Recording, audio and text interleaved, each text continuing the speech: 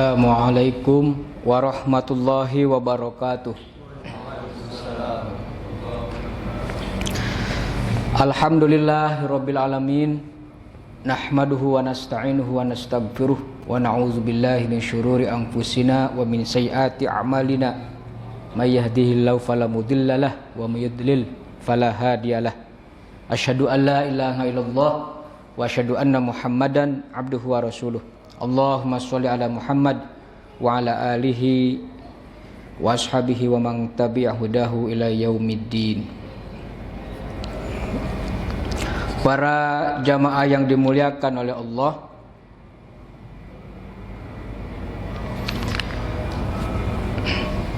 pada kajian 2 minggu yang lalu kita membahas tentang pentingnya memilih tempat untuk mengubur jenazah.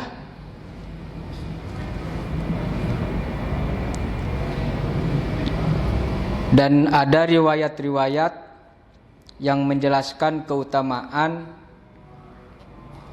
tentang jenazah yang dikuburkan di kota suci, baik itu di Palestina, ya, Baitul Maqdis, ya, sekitar itu, di Madinah dan di Makkah.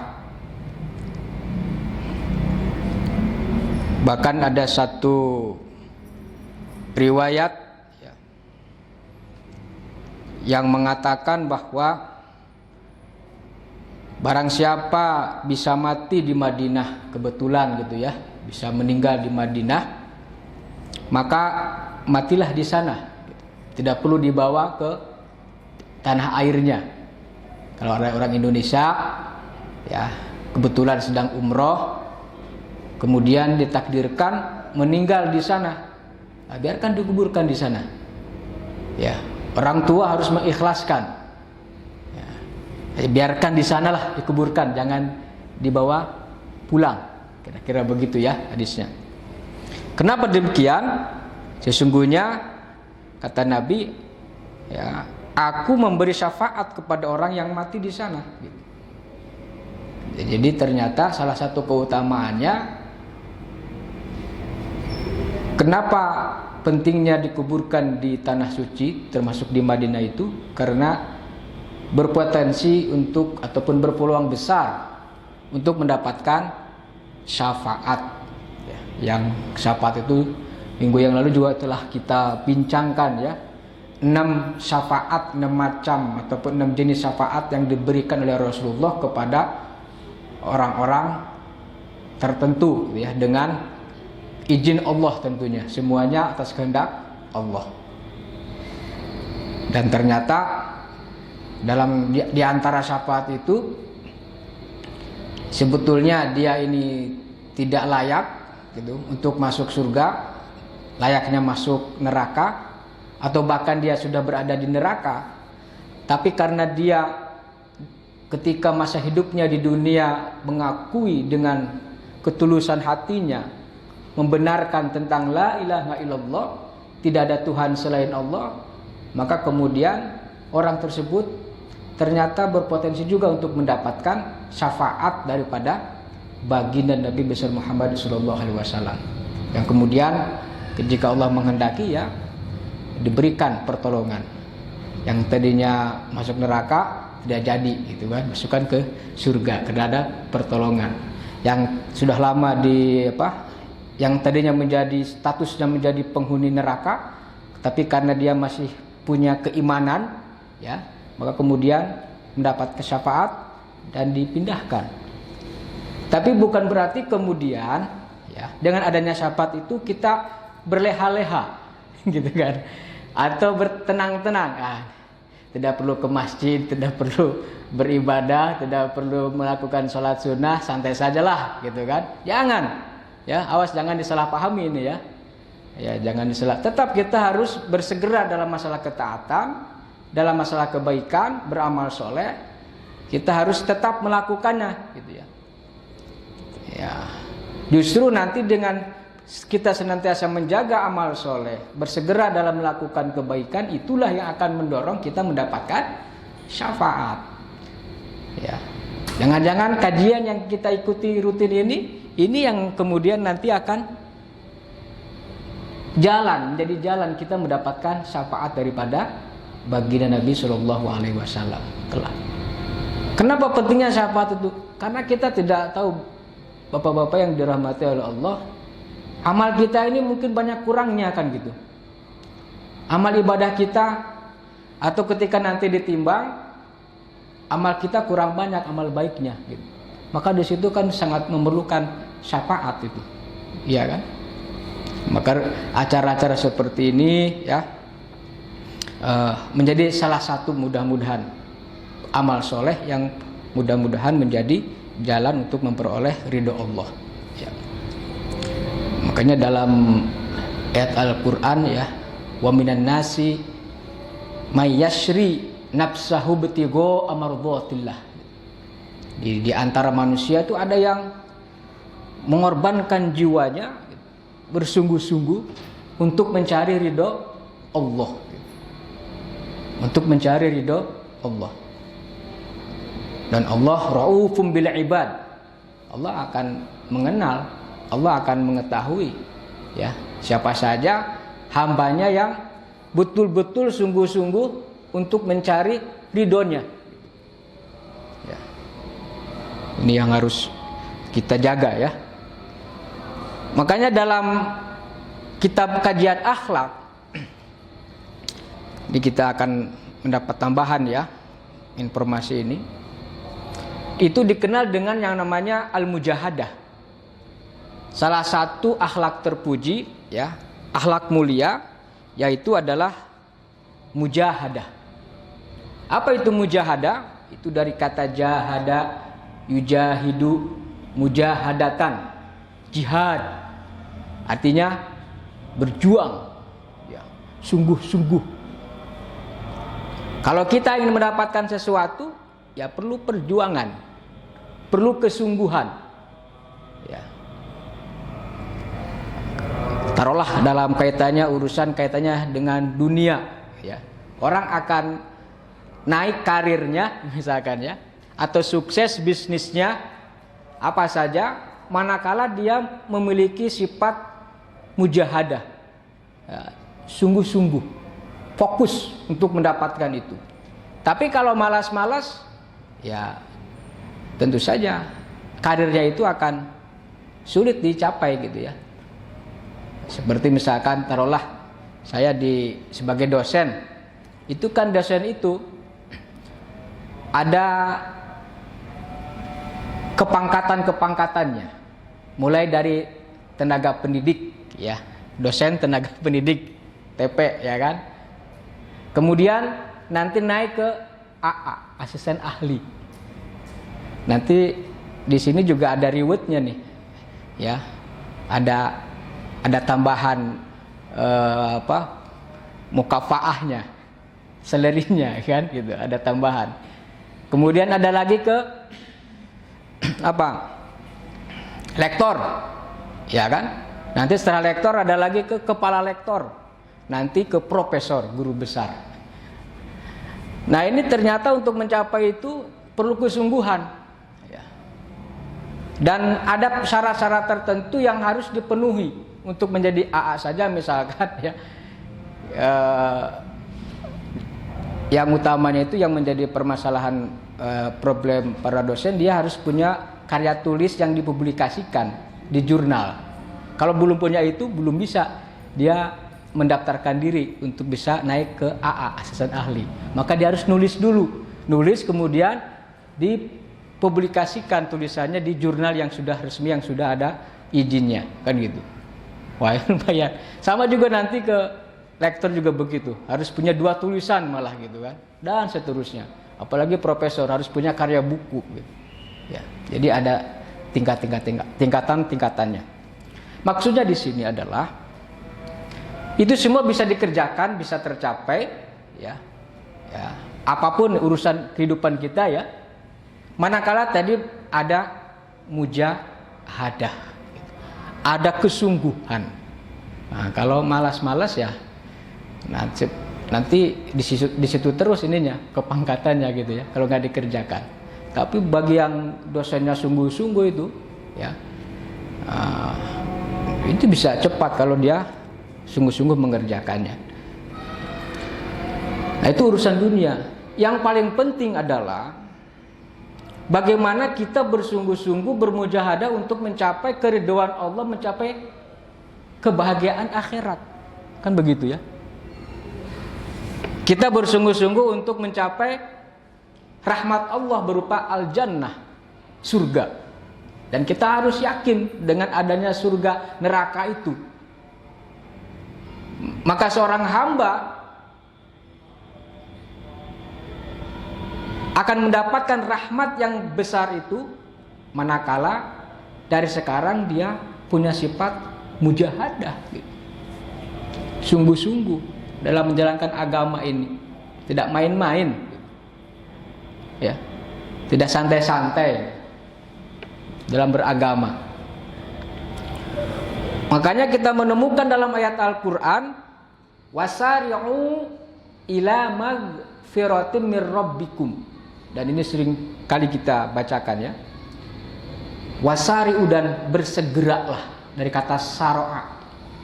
Ya, sari, cepat, bercepat-cepatlah, bersegeralah untuk menuju ampunan Allah dan menuju surga. Yang luasnya surga itu adalah seluas langit dan bumi. U'iddat lil muttaqin. Yang dijanjikan, disediakan surga itu untuk orang-orang yang bertakwa, al-muttaqin. Nah, ketakwaan ini ya,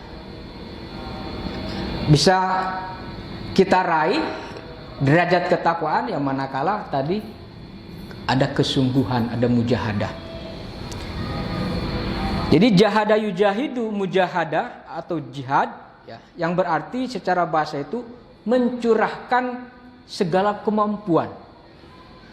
Jadi mengerahkan segala potensi yang kita miliki ya.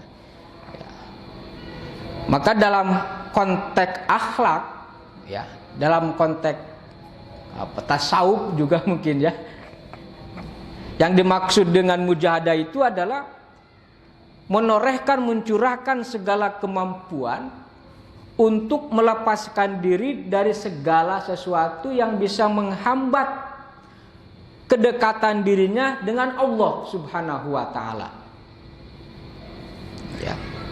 Baik hambatan yang bersifat internal dari dalam ataupun halangan-halangan yang datang dari luar. Mau ngaji saja, menghadiri pengajian ini perlu mujahadah, ya, perlu perjuangan. Dan mudah-mudahan kita di sini termasuk orang-orang yang mujahadah, mujahid. Ya. Makanya kita jaga ya, yang ada ini, ya, untuk terus dilestarikan. Karena ini adalah majelis yang insya Allah Raudatul Jannah. Raudatul Jannah artinya taman surga. Kita berada di taman-taman surga nih, ya. Insya Allah nih. Banyak-banyak berdoa, mudah-mudahan kita yakin ya, bapak-bapak, ibu-ibu yang dirahmati Allah. Kita yakin ini sepertinya kecil, sepele, remeh, tapi sebetulnya di sisi Allah merupakan hal yang sangat besar, mulia.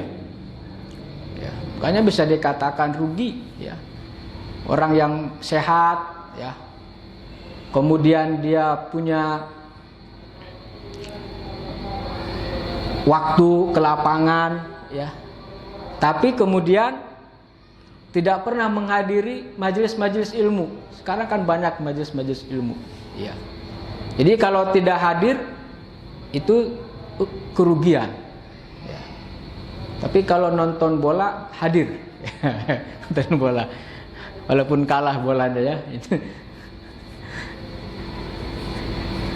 Jadi perlu mujahadah ya, perlu mujahadah. Jadi sekali lagi yang disebut dengan mujahadah dalam konteks akhlak ya. Kalau jihad kan jelas ya, mujahadah, jihad itu berjuang di medan perang. Nah, itu juga dalam perang itu juga perlu mujahadah itu, ya, perlu kesungguhan untuk menghadapi musuh. Itu perlu ada keberanian dan ada kesungguhan hati, gitu, keteguhan hati. Karena kalau tidak ada punya keteguhan hati, tidak ada keberanian hati, dia bisa lari, gitu, ya kan? Takut menghadapi tajamnya tombak, tajamnya pedang, kan gitu ya. Akhirnya lari, gitu. Karena dalam medan perang kan begitu, ya. Itu juga sama, perlu mujahadah.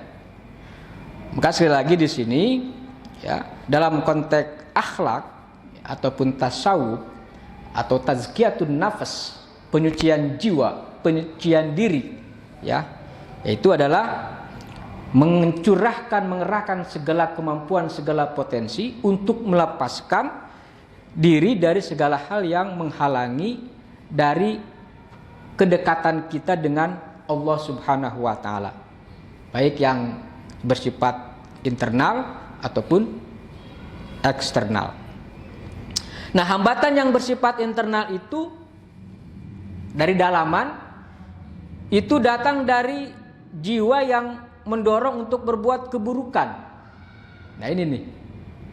Makanya tadi kenapa orang bisa malas pergi ke masjid untuk menunaikan sholat berjamaah? Kenapa orang malas menghadiri majelis ilmu? Karena di situ ada nafsu, ya, yang mendorong untuk berbuat keburukan tadi itu,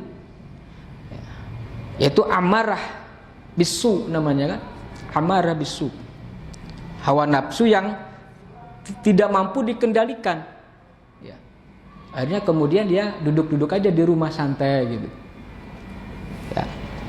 Nah, tapi kalau di rumahnya dia membaca buku, ya membaca Al-Quran tidak ada masalah, mengkaji, alhamdulillah kita husnudzon, ya.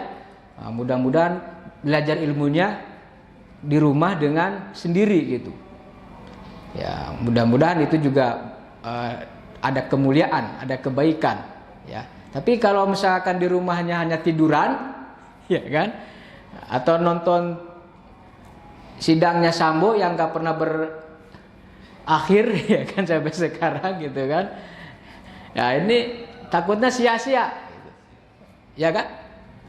Nah, makanya lebih baik datang di masjid kan gitu.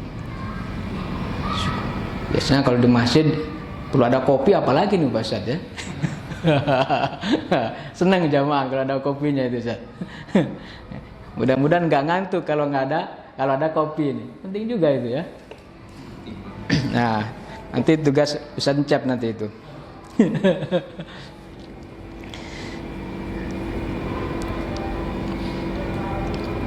Tapi bawaannya memang, coba kita mau dalam rangka tadi itu, wa minan nasi may yashri nafsahu ibtigha'a mardatillah, untuk mencari ridha Allah itu. Misalkan untuk menunaikan qiyamul lail, ya, salat malam saja. Berat apa ringan, Pak? Berat itu. Padahal kita bisa mengerjakannya setelah Isya, kan bisa. Ya kan? Atau sepertiga, ya, setengahnya, kan bisa saja kita. Tapi untuk menunaikan itu, kita tahu itu kemuliaannya, keutamaannya sangat besar, masya Allah, maqama mahmuda, kan gitu, ya. Dalam ayat Al-Quran disebutkan, wa minal laili fatahajjad bihi nafilatan lak asa ayyab'atsaka rabbuka maqaman mahmuda. Dan di antara waktu malam hendaklah kalian sholat tahajud. Di saat orang lain banyak yang tidur, kalian bangun beribadah, ya. Ini dalam rangka tadi, wasari'u ila magfirah. Kita bersegera untuk menuju ampunan Allah, ya, untuk menuju surga Allah, ya, dengan cara misalkan tadi salah satunya istiqomah menunaikan qiyamul lail, ya. Fatahajjad bina filatalak asa ayyab'atsaka rabbuka maqaman mahmuda. Mudah-mudahan Tuhanmu menjadikan atau mengutusmu, gitu, ya, kepada satu kedudukan derajat yang terpuji. Ya, artinya beda orang yang menunaikan sholat malam itu beda dengan yang tidak menunaikan sholat malam. Ya, beda di sisi Allah Subhanahu wa taala. Bahkan di pandangan manusia saja juga beda. Ya. Ada simanya, simahum fi wujuhihim, gitu kan? Min atharis sujud. Ada efek gitu, dari sujud-sujud yang dia lakukan di tengah malam. Nah, ini untuk saya sendiri juga ini ya, supaya lebih ataupun giat untuk menunaikan qiyamul lail, Pak. Karena memang berat, Pak, betul. Ya, godaannya berat. Kalau kita bisa bangun nonton bola Piala Dunia jam 1, kenapa untuk qiyamul lail tidak bisa? Nah, ini coba kita dorong ya. Ya. Kalau kita bisa begadang untuk masalah yang lain, kenapa untuk qiyamul lail yang katakanlah setengah jam saja untuk sholat qiyamul lail, kenapa kita tidak bisa setengah jam saja, ya, atau 1 jam? Nah, coba nih, ini jamaah yang di sini, ya, baik yang sudah sepuh, yang sepuh bisa sambil duduk, nggak usah berdiri. Kalau misalkan ini pegel-pegel, letih, boleh Pak duduk. Siapkan kursi yang enak, yang empuk di rumah untuk sholat tahajud. Apa susahnya? Ya Allah ya Rahman. Untuk yang sepuh nih, kalau Ustaz Cep jangan dulu, ya, masih kuat beliau nih, ya, masih kuat. Saya jangan dulu duduk-duduk ya, jadi berdiri. Coba kalau itu kita dawamkan, akan sangat berpengaruh, ya, bagi kehidupan kita, kedudukan kita terutama di sisi Allah Subhanahu Wa Taala. Bahkan insya Allah, ya, Allah akan memberikan rezeki dari arah yang tidak disangka-sangka, tidak diduga-duga. Dengan proses tadi mujahadah yang kita lakukan itu kan perjuangan itu, untuk salat tahajud itu perjuangan. Ya. Apalagi misalkan ketika kita mendapatkan ya problematika kehidupan, gangguan dari orang terdekat, dari keluarga, dari teman kita, ya kan, ada aja kan biasanya, ya, yang kira-kira sikap ataupun pernyataan, perkataannya, postingannya tidak menyenangkan, tidak menggembirakan hati kita, maka itu semuanya ujian. Makanya Rasulullah Shallallahu Alaihi Wasallam ketika menghadapi tantangan gangguan seperti itu apa?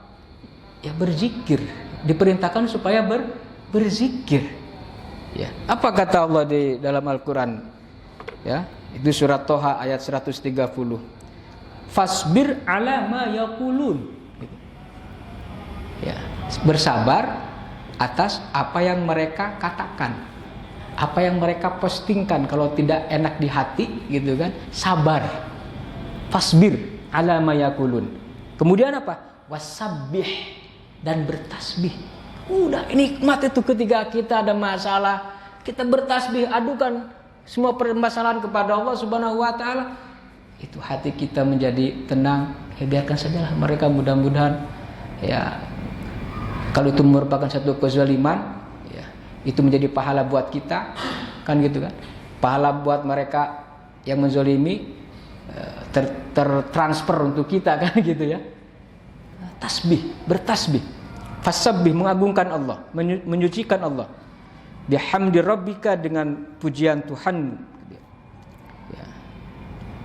Artinya kita harus berzikir, menyucikan Allah. Kapan waktunya? Qabla tulu'i syams, sebelum terbit matahari. Artinya sebelum subuh. Nah, kalau bangun berarti sebelum subuh tuh. Qabla, berzikir kita di situ, banyak-banyak beristighfar, ya. Wa qabla ghurubiha.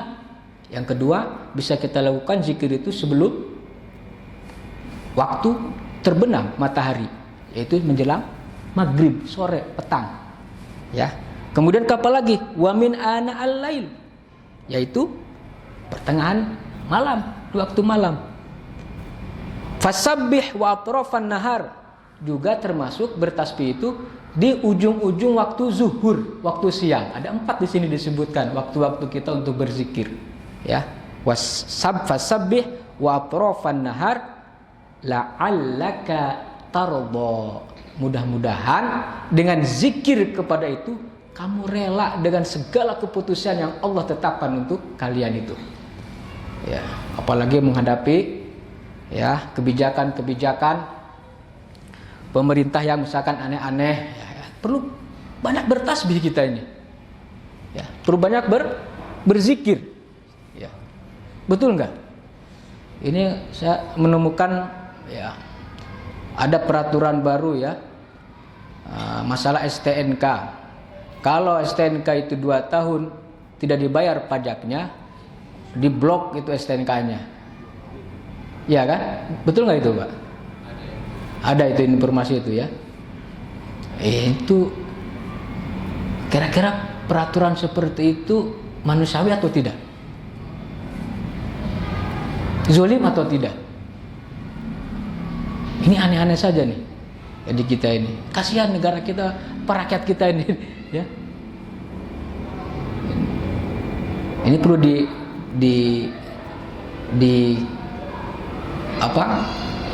dikaji ulang ya. Tapi masyarakat kita diam aja kan gitu, mau aja kan.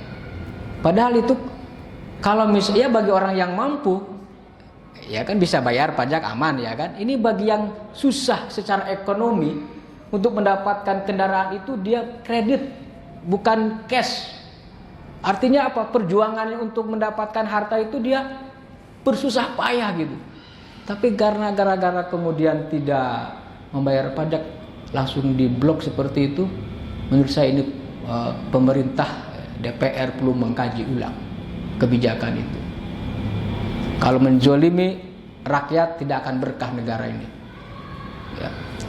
Kita ingin negara ini berkah, maju, maka baik-baik sama rakyat. Kebijakannya kebijakan yang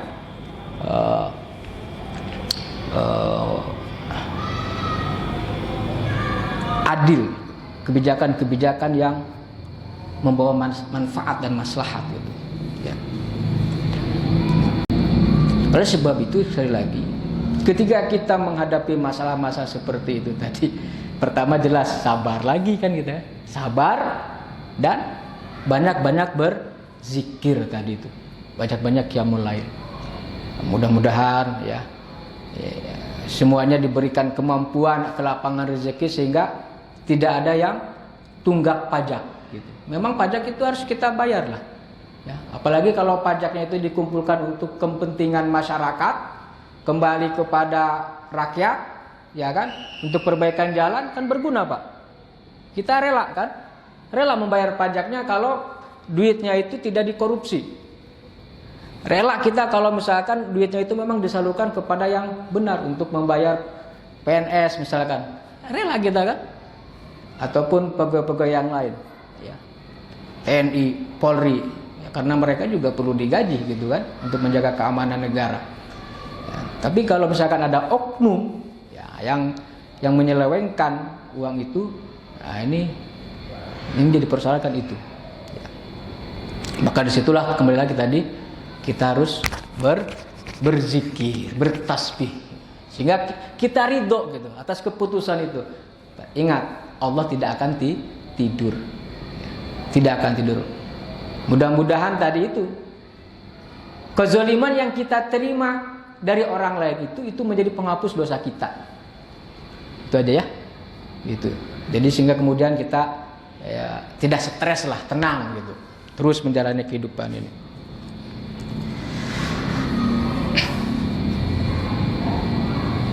Jadi kembali lagi penting kita dalam beragama ini melakukan mujahadah. Apalagi ya, walaupun tadi kita berpeluang mendapatkan syafaat daripada Rasulullah kan gitu ya, tetap saja ya, kita harus bermujahadah dalam menjalankan ketaatan.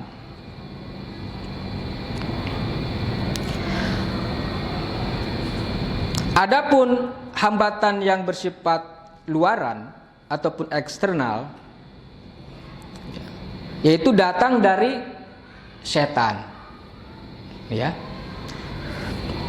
datang dari al-kufar, al-kafirun, orang-orang kafir. Datang gangguan itu dari al-munafikun, al-munafikin, orang-orang munafik.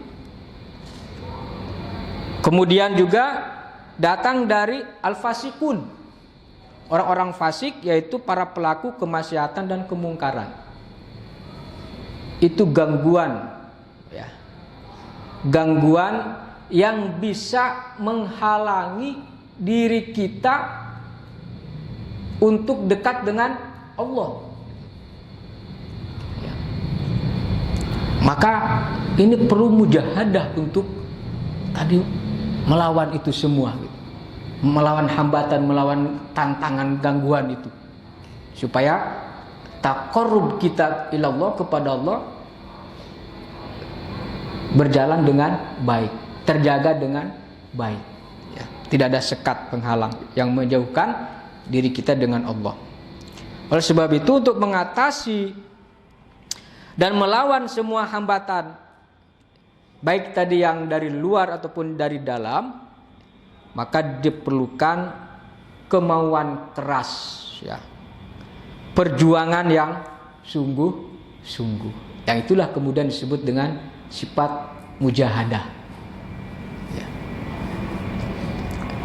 Apabila seseorang bermujahadah untuk mencari keridhaan Allah, jika kita bersungguh-sungguh, ya, untuk mencari kerelaan keridhaan Allah Subhanahu wa taala kepada kita, maka Allah, jangan khawatir, berjanji akan menunjukkan jalan kepada kita, ya, untuk mencapai tujuannya tersebut. Wah. Jadi untuk mencapai tujuan keridhaan Allah itu, ya, perlu ada kesungguhan. Dan kalau ada kesungguhan itu, ternyata kita akan mendapatkan jaminan daripada Allah Subhanahu wa taala berupa jalan-jalan untuk mencapai tujuan itu. Dan ini disebutkan dalam Al-Qur'an surat Al-Ankabut, ya, ayat 29. Yaitu Al-Ankabut surat ke-29 ayatnya ke-69. Mohon maaf, ya. Saya bacakan dan mohon disimak, kita renungi, kita pahami dengan baik, ya. Apa kata Allah? A'udzubillahi minasyaitonirrajim. Walladzina jahadu fina. Mudah-mudahan sudah hafal kita semua, ya. Lanahdiyannahum subulana wa innallaha lama'al muhsinin. Walazina, dan orang-orang jahadu, yang sungguh-sungguh, yang bermujahadah fina, untuk mendapatkan ridho Allah, libtigo imardotillah, dalam ayat yang lain begitu, ya. Lanahdiyannahum, niscaya pasti kami akan memberikan kepada mereka itu subulana, petunjuk berupa jalan-jalan dari kami. Masya Allah, subulana. Ini nih cara-caranya nih. Ya. Nah, kalau sudah tahu jalannya enak kan, Pak? Senang kita kalau tahu jalannya. Mau kemana saja tahu jalannya, enak kita. Tapi kalau kita mau pergi ke satu tempat, belum tahu jalannya, masih diraba-raba, nah, itu bisa mengganggu orang di belakang ataupun di depan kita. Karena kita lihat kiri kanan kan gitu, ya. Nah, nggak jelas. Tapi kalau udah tahu nyantai kemana, kapan kita berhenti, kapan kita harus belok kanan, belok kiri. Kenapa? Karena tahu subulana, tahu jalannya. Nah, untuk mencari ridho Allah itu, ya, perlu ada kesungguhan. Dan insya Allah, Allah akan membukakan jalan-jalan kepada orang-orang yang sungguh-sungguh mencari ridhonya. Ya, harus yakin kita ini, ya. Tadi Allahu Akbar, Allahu Akbar, udah langsung kita ikuti Allahu Akbar, sungguh-sungguh tuh, ya. Mengikuti lafaz-lafaz orang-orang yang azan, muazin, itu juga menunjukkan mujahadah, kesungguhan. Itu mulai dari situ tuh, Pak. Ya. Kalau kita masih ngobrol-ngobrol atau masih asik chatting, dengan media sosial yang kita miliki, ya, sementara azan dikumandangkan, sama sekali kita tidak menyambutnya, mengikuti lafaz-lafaz azan itu, maka itu belum mujahadah itu. Jadi kita mulai, ya, belum memanfaatkan kesungguhan, ya, maka kita ikuti karena ada riwayatnya, ya, ada perintahnya supaya kita mengikuti lafaz-lafaz yang agung, yang mulia itu, ya. Masya Allah, ya. Lalu kemudian setelah itu kita mengambil air wudhu di rumah atau di masjid, lalu kemudian kita pergi ke masjid, ya, mujahadah itu, ya, luar biasa, udah. Lalu kemudian setelah itu kita pun setelah sholat aman, perlu juga istirahat kan, kita akhiri, ya, waktu-waktu sadar kita itu dengan kembali berzikir lagi kan. Makanya ketika kita pergi menuju tempat tidur, sebelum tidur itu kita juga dianjurkan, disunahkan untuk berzikir lagi, sehingga kemudian mengakhiri ending kehidupan alam sadar kita ini dengan ingat kepada Allah. Nah, orang yang berzikir, berdoa sebelum tidur itu termasuk orang yang mujahadah, sungguh-sungguh untuk mencari ridho Allah. Kan di antara kita nggak tahu ketika kita tidur apakah jangan-jangan nanti malaikat Ajrail datang ke tempat kita kan, mencabut kan gitu, Pak. Nah, kita wallahu alam. Nah, kalau kita dalam keadaan ending kita bagus dengan melafazkan kalimat-kalimat thayyibah tadi, toh kalau posisi tidurnya ketika tidur terus misalkan, mudah-mudahan itu husnul khotimah, kan begitu, husnul khotimah. Nah, ini juga ada riwayatnya nih, ya. Dan sepertinya ini juga jarang menjadi pembahasan, ya. Saya menemukan sebuah hadis, ya. Wa an Ali radhiyallahu anhu anna Rasulullah sallallahu alaihi wasallam qala lahu wa li Fatimah radhiyallahu anhuma. Dari Ali, ya, radhiyallahu, semoga Allah meridainya, bahwasanya Rasulullah sallallahu alaihi wasallam berkata kepada Ali dan juga kepada Fatimah, istri daripada Ali, ya, artinya anak perempuan Nabi, ya. Mudah-mudahan Allah meridai keduanya. Apa kata Nabi? Iza awaituma ila firasyikuma. Nah, kalau atau apabila kalian pergi ke tempat tidur, ya, firash itu kasur gitu, ke kasur kalian berdua, ya.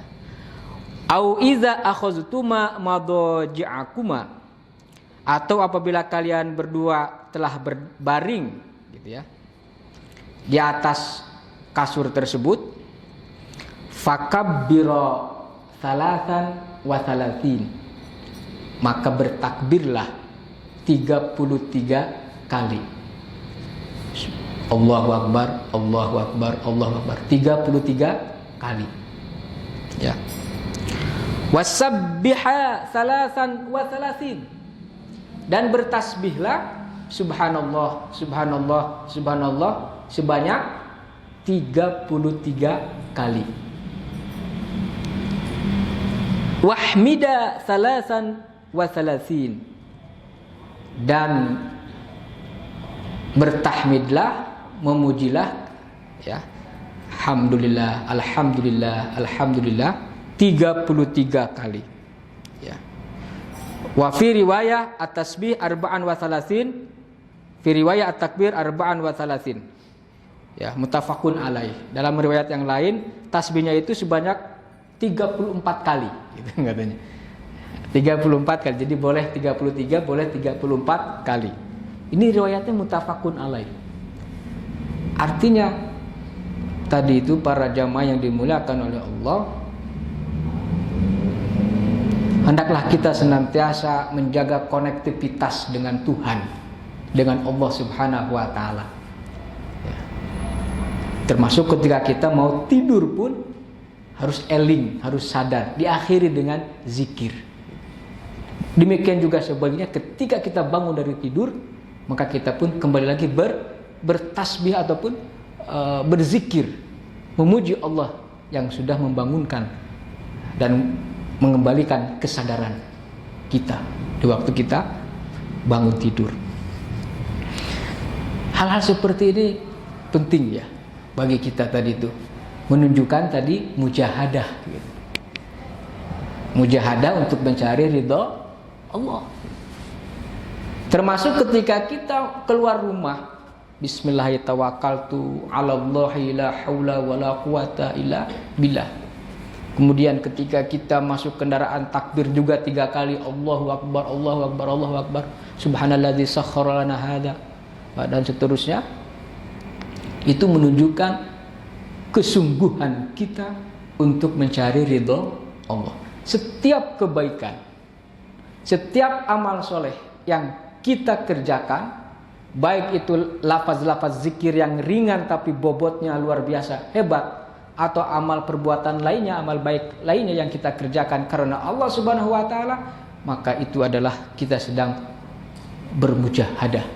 Memang harus bersungguh-sungguh kita, ya, menunjukkan kesungguhan, ya.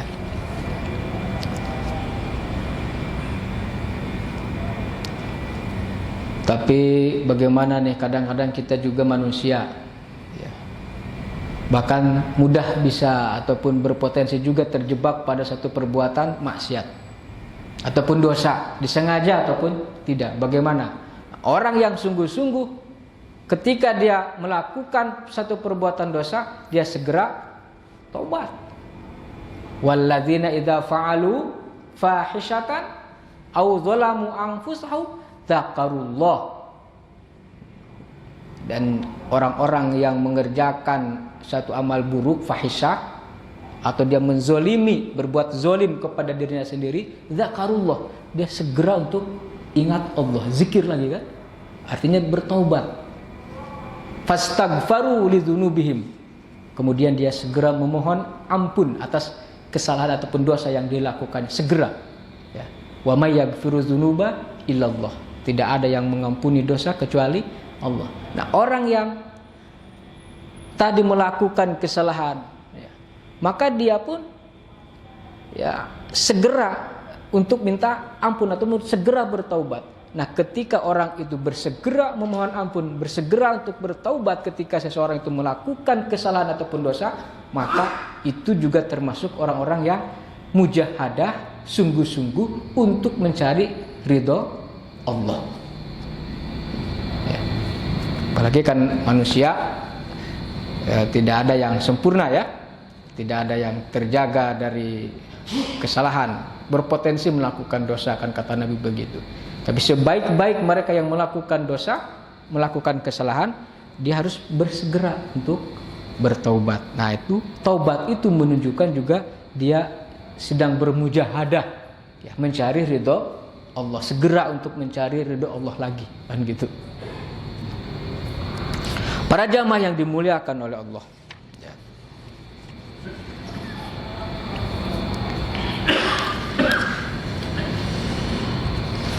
Yang ini ya, baik kita lanjutkan ini aja.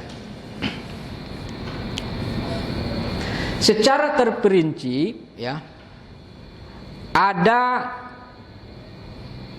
6 hal yang menjadi objek mujahadah.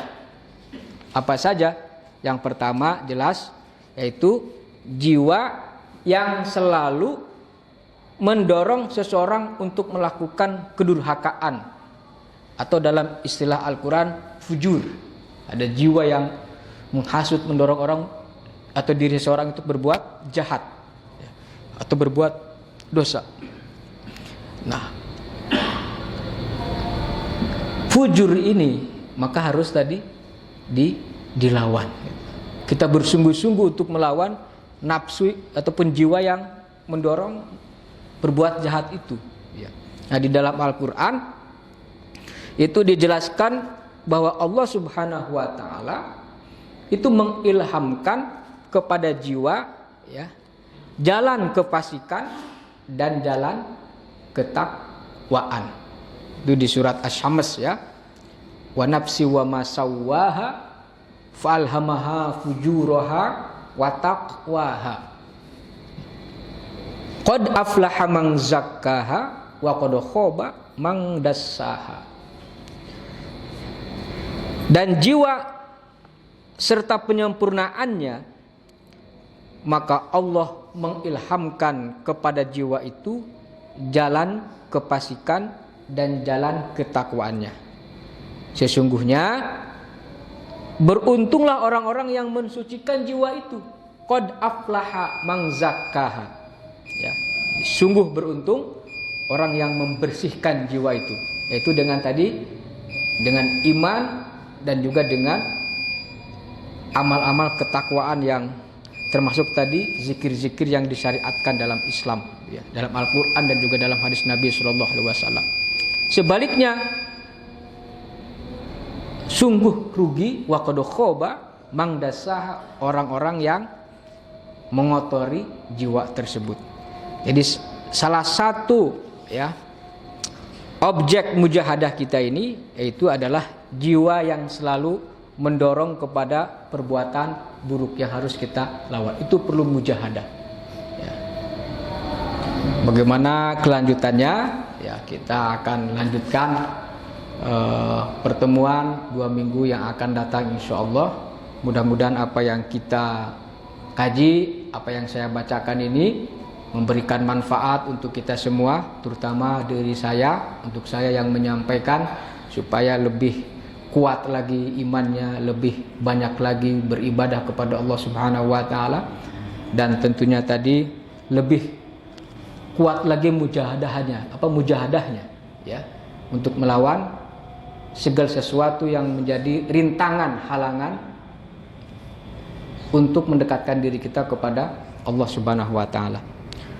Subhanallah bihamdika asyhadu an la ilaha illa anta astaghfiruka wa atubu ilaik. Assalamualaikum warahmatullahi wabarakatuh. Waalaikumsalam.